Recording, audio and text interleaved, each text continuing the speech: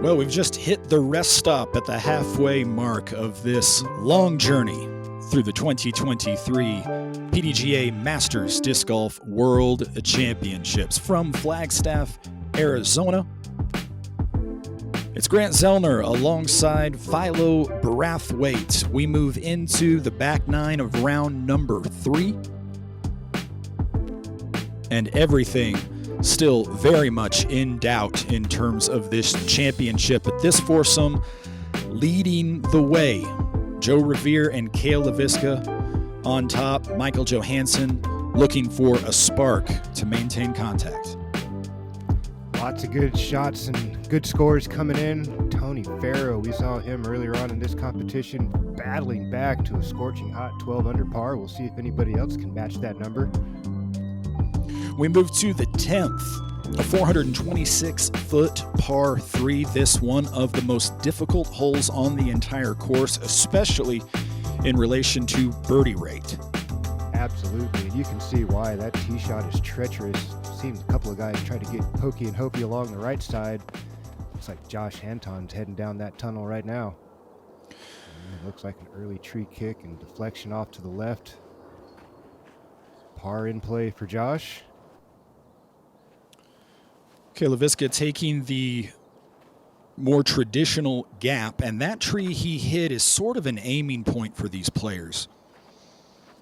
Yes, sir. Unfortunately, didn't get that to flip over quite hard enough. Joe Rovere, I imagine, looking to the same line. He put a good move on this the first time we saw him through it, but looks like he's coming up short again here. Michael Johansen looking for a spark, a little bit rough front nine. He's over here to the right. Oh, look, this could filter all the way. Beautiful shot there from Michael Johansen. Runs it a little bit deep, but he won't mind that one bit. Josh Anthon, oh no, out of the hand, but that's just fine. I didn't hear the oh no. Sometimes that happens. You probably thought that was going to sail away on him. We spotted a unicorn, Philo, 2 forehands on one hole. True story. We haven't seen much of the sidearm action from pretty much anybody. Just a couple of approach shots here and there. We saw Steve Rico utilizing it a little bit. Michael Johansen. Oh. Talk about a spark. That would have been like a stick of dynamite there for Michael Johansen had that one dropped.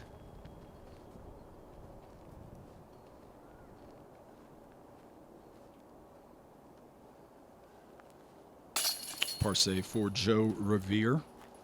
Yeah, looking like pars around here at hole 10 for the group.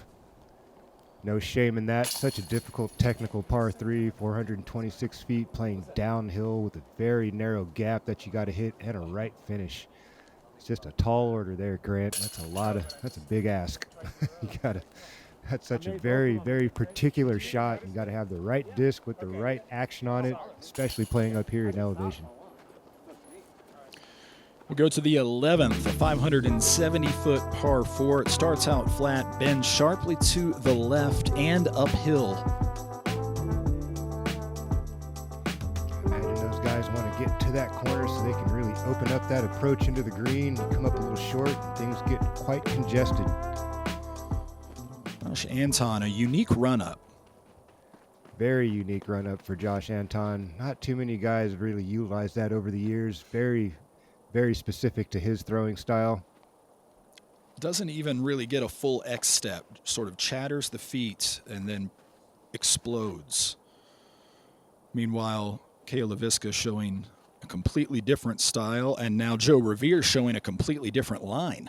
Yeah, it's the same line he took the first time we watched him play this hole. Up and away, trying to mitigate all those trees. Set himself up for a pretty routine approach into the green.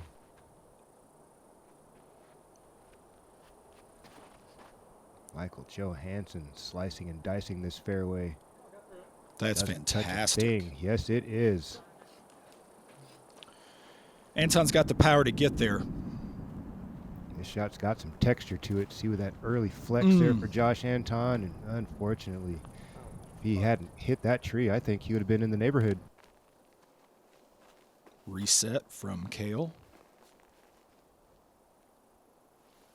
All four of these players pretty fast in terms of their routine, stepping up to the shot and executing.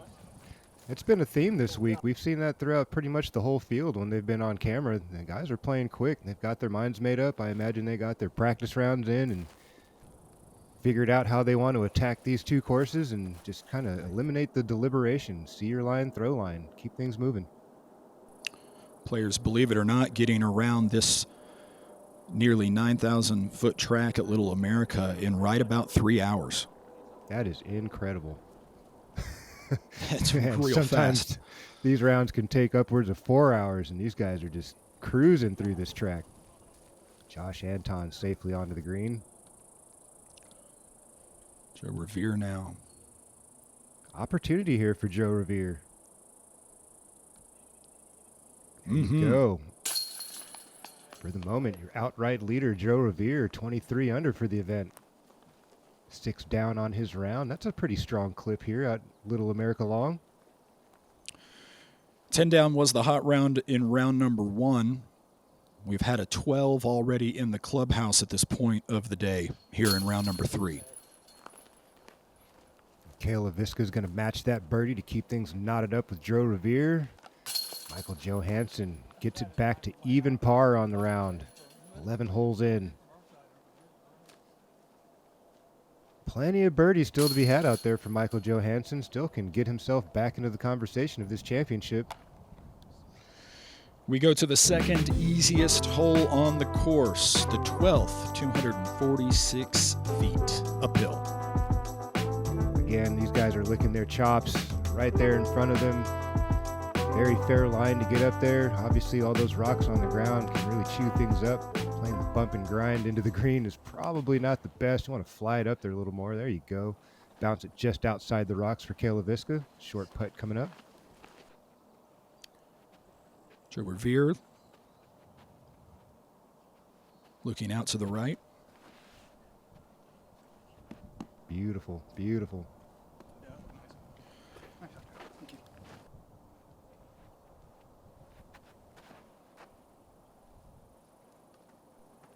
Michael Joe making short work of this short par 3.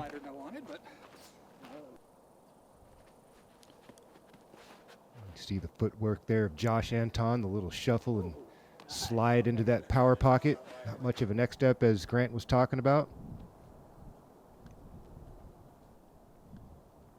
Everybody in the neighborhood for birdie here. Joe Rovere is going to kick it off. Birdie putt of his own. They need it. You saw that overall leaderboard as we came into this back 9 coverage. They have not gapped the field by any stretch of the imagination, and with this hole playing a half stroke under par, it's a must-get at this level.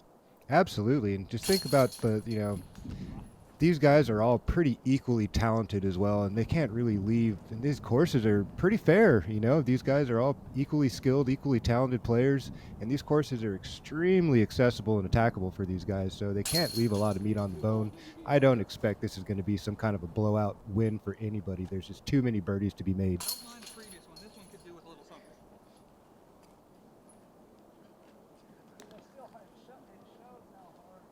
Practice is the difference between good and great. Distractions are obstacles. Eliminate them and see how far you can go. We go from the second easiest hole on the course to the third easiest hole by just 2/100ths of a stroke. The 13th, a par 4 at 620 feet, playing to almost a 3.5 stroke average. Let it fly. This is the time to do it. Be aggressive. Get one as far up this fairway as you can. Try to make that approach into the green as routine as possible. You can actually see the top of the yellow flag on the horizon line a little bit low and to the right. Full flight flexor for Joe Rovere. Getting the cameraman to turn around, that's always a good sign. A little bit about these competitors on the year. Michael Johansen's been a Southeast crusher for a number of years. Already had 18 events on the season, collecting over $9,500 in prize money. Most notable win, A-tier out in Central South Carolina, the Huck Central beneficiary for the Mary Sunshine House. Collected $3,300 and taken down some super young, strong talent in Evan Smith, Clint Calvin, Aiden Scott in that final round, 1072. Whoa. 3 shots clear for his victory, hoisting up the trophy. Pretty impressive there for Michael Johansen. You know, it's kind of interesting is that all 4 of these players have beat touring pros at their best win of their event of their season so far. Mm-hmm. You know, you look at Cale Leiviska, you know, taking down. he's played 14 events this year, 9 of them been in the MPO. He's cashed it all. His worst cash was at his baby, the Preserve, got 41st. All the other ones, he was well in the cash. He's played 5 tournaments as a MP40 player. All of those have been first or second. And he's had two massive wins. The Vegas win was a 5-stroke win and then backed it up with a 10-stroke win at the Memorial. So Cale Leiviska is really having himself a really awesome year right now. Same for Joe Rovere. Joe Rovere's played 8 events this season. 3 events in 1 month basically in Colorado, where he was going back and forth with Joel Freeman. 2-shot win, 1-shot lost, just back and forth and playing exceptional golf. Joel Freeman's a 1037 rated touring pro. Mm-hmm. And he's obviously got more pop than Joe Rovere. But for him to be keeping up pace with guys like that and world's runner-up Aaron Gossage, that just says a lot to where his skill level is. Philo, that's a great storyline. The number of players in the Masters division having career years. You could throw Jennifer Allen, I think, even into that mix. Absolutely. Owen Scoggins. Mm-hmm. Yeah. The 14th, the 341-foot par 3, pretty straightforward here.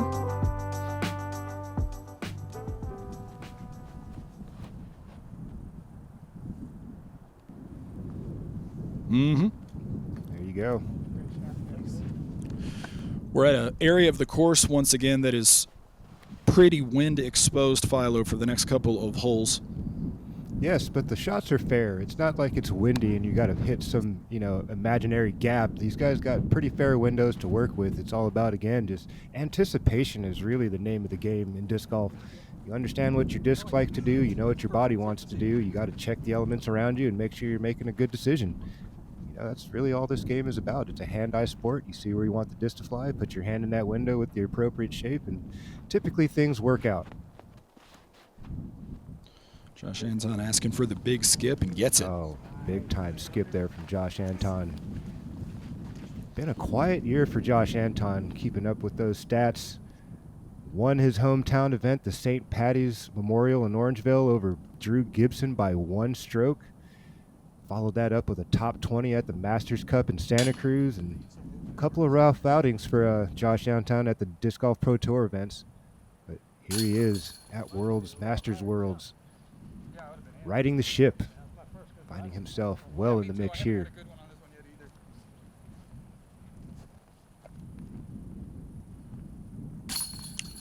Joe Rovere missed that circle's edge birdie putt. Everybody with an opportunity to pick one up on the leader. Not only that, new leader. Yes, sir, Cale Leiviska. I'm sure he's just as hungry as any of the rest of these competitors out there, especially after what happened out in Eugene. Had an opportunity to take it down in a playoff against yours truly. Unable to get the job done, and he was for sure the strongest player out there that week as far as the numbers are concerned in the year he's had on the road. Everybody was kind of looking for Cale to take that one down, and here he is firmly in the mix at Masters Worlds on the box, current leader. Just a few holes to go to close out this moving day round. 375 feet to this basket on this par 3. Cale doing what he did in round 1, trying to go wide around the left side. MJ now showing you the other route. Yeah, MJ's really come to life here on the backside. Got it back to even and now slicing and dicing his way. And that looks like he's going to set himself up for another birdie.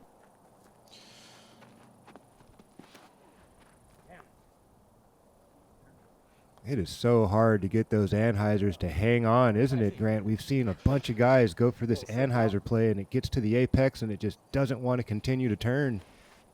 Joe Rovere is going to add some more height to that and see if that'll make it peel over, and it does.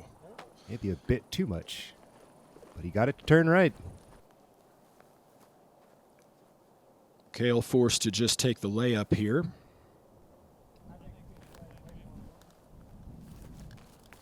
Now Josh Anthon got pin high, but well off to the side here. He's known for throwing one in from that range from time to time. More of a layup action there from Josh Anthon. Happy to take his par. Joe Rovere. Get things knotted back up at 26 apiece. Oh, 1 pound of pressure more, and that would have gone home. And there he is, Michael Johansen, really coming to life here on the back nine. Quickly to 4 under par. I was just about to try it. It didn't look that hard. Was he 2 over for his round at one point? He was 1 over at the end of the front nine, I believe it was. He was 2 over and then made that birdie on the short uphill. Got it to 1 over, and he's really starting to piece things together here on the back nine, trying to get things back to respectable and in the mix. Only a handful of strokes or less, 4 strokes off the pace at the moment. Still plenty of golf.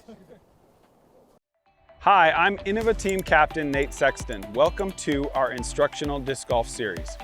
Maybe even bank over to the right, and that's going to give the putt loft. Slight flex line, so you'll see this come out a little bit higher to give you a variety of different shot shapes. The farthest away player should go first towards the basket.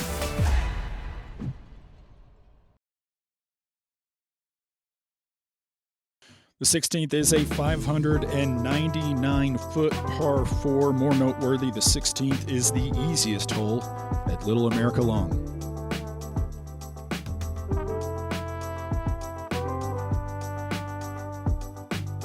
I imagine these guys are excited for this hole. Sub 600-foot par 4. Plenty of space to work with out there. A nice clean drive should set yourself up for an opportunity to score a birdie 3. Michael Johansen continuing the heater on this back nine in position.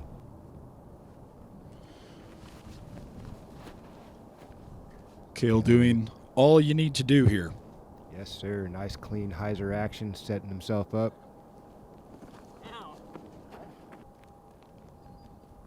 Anthon is going for the green.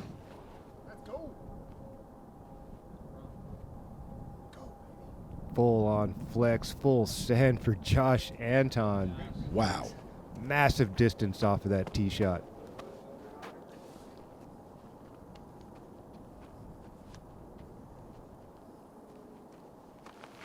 Joe Rovere looking to match. Ooh, the wind just sucked that thing straight down into the ground. He'll be Hard just to say fine if there. that was the wind or just the disc was understable. Oh, Michael Joe continuing. String things together. Beautiful approach. Same for Joe Rovere. Just chip shots for the group here. Probably right around 200 feet or less, I'd imagine. 150-foot approach shots for the group. I imagine a bit shorter even for Josh Anthon. You don't even want 100. You didn't want your $100. I'll let you. As expected, all players have a look for birdie here.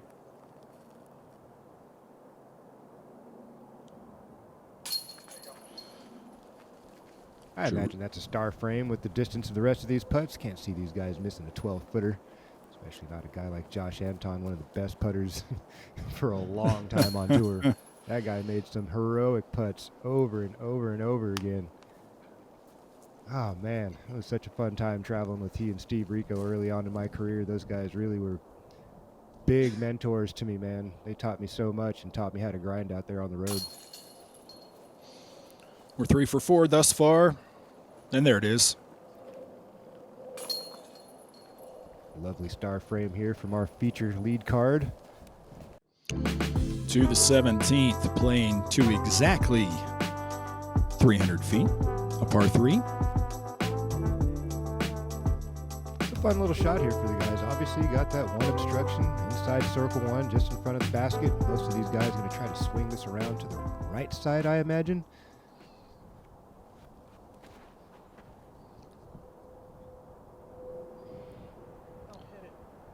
Michael Joe ends up just a little short and left. Should have some kind of a look to work with there. There we go. Cale Leiviska looking for the right side entry into this green. Coming up just a hair short, but he's definitely going to have an open look for birdie.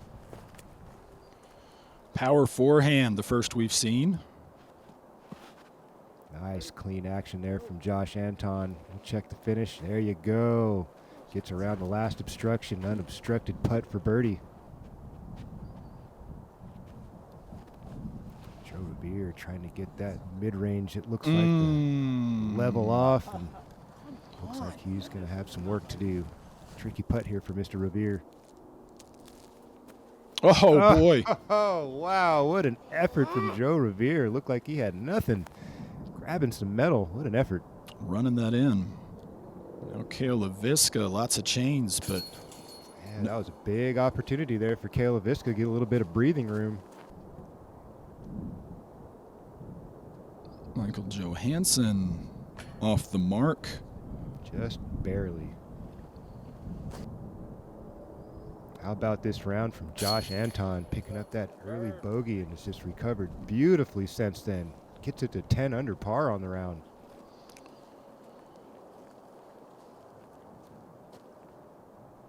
Frustrating par there for Mr. Leiviska.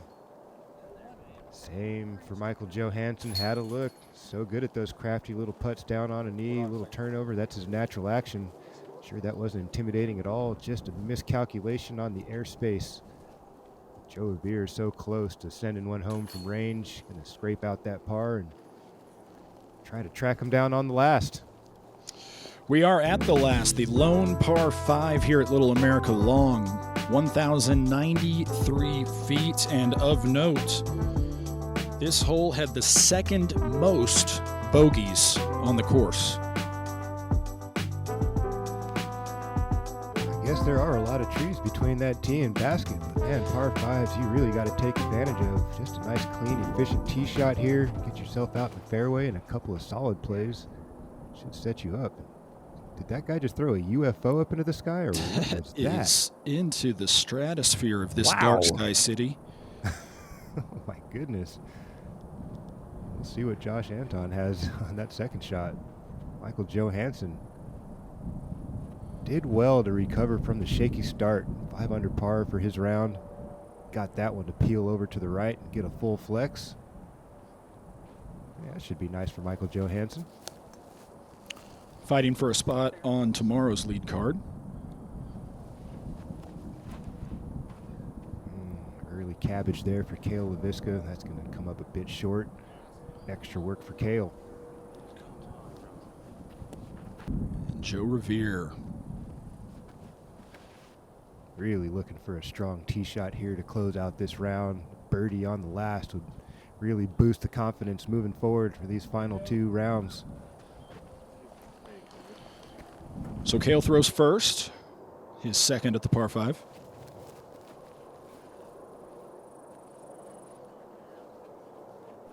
There you go. Nice full flight there from Cale Leiviska. Ooh.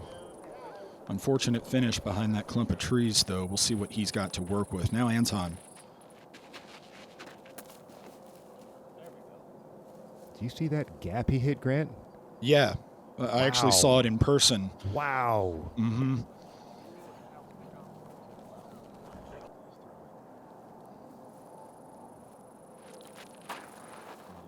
Michael Joe trying to progress the fairway, set himself up for an attacking shot into the green. Also tied up behind those trees. Joe Rovere.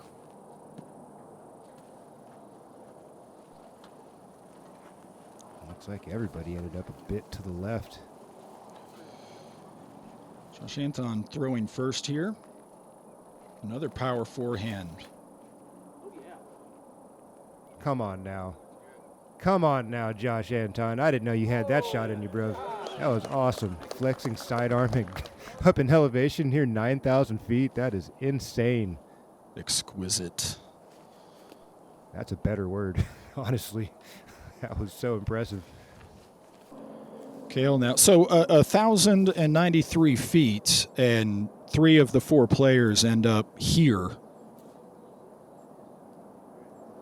Someone needs to let them know they've got more room to work with. They don't have to stay together. Everybody clumped up along the left side, just looking for a little crease to progress the fairway and give themselves a look for a birdie. Joe Rovere looks like he covered most of the distance up to the green. Oh, boy, again. Another one of those for Michael Johansen. Beautiful effort. Unfortunately, coming up empty-handed here at the 18th. There it is. Cale Leiviska. Nice smooth birdie putt there to finish off his round. Guarantees that he will hold the lead overnight by himself. Joe Rovere not going to let him get too far away. Bangs that circle's edge putt to keep it a 1-stroke deficit. And Josh Anthon pays off that incredible approach. Michael Johansen also in for the birdie, a star frame to finish on one of the more difficult holes here at Little America. Correction, that was a par for Michael Johansen on the 18th. Nonetheless, what a fantastic back nine for Michael Johansen after that pretty rough start. Taking a look at our leaderboard, Cale Leiviska out in front by a stroke over Joe Rovere, 2 over Josh Anthon. And good old Feldberg has made a reappearance onto this lead card for round number 4. That is going to be one heck of a watch. We'll be back with continuing coverage of PDGA Masters Worlds. Thanks for watching.